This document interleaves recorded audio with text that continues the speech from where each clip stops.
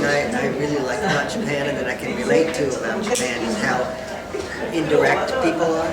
Like, I'm not a very direct person.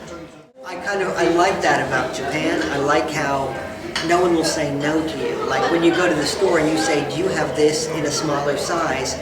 They say, chotto. Like they won't come out and say no. So I like how indirect, and I'm an indirect person, and so I think I appreciate things that are absurd. I mean, I think some people have an eye for things that are absurd, and some people don't. If something happens to me, it's interesting to me, right? But how do I make it interesting to somebody else, right? So I have a story in my new book about I bought an owl, a stuffed owl in London. And so that would be interesting to anybody who wants to buy a stuffed owl in London. But then I thought, how do I make it interesting to a reader, to a listener? And so it took me several years. It took me several years to find a way to write about it. Let's say, for example, that because I'm gay, I'm going to have a big gay audience in the United States. And I often read in theaters. Like I just did 2 shows at Carnegie Hall in New York, and maybe 1/10 of the audience was gay.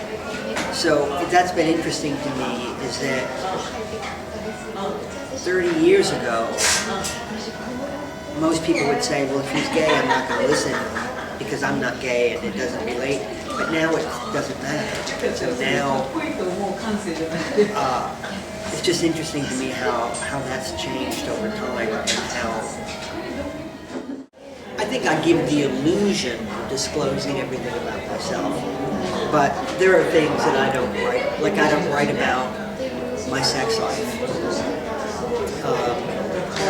I don't write about.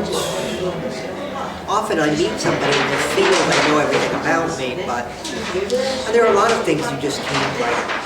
I go on stage and I read for an hour. And so I'm very conscious when I'm writing something how it will sound on the stage. So I want to include a lot of dialogue. And I want to include description so people in the audience can imagine what the characters look like.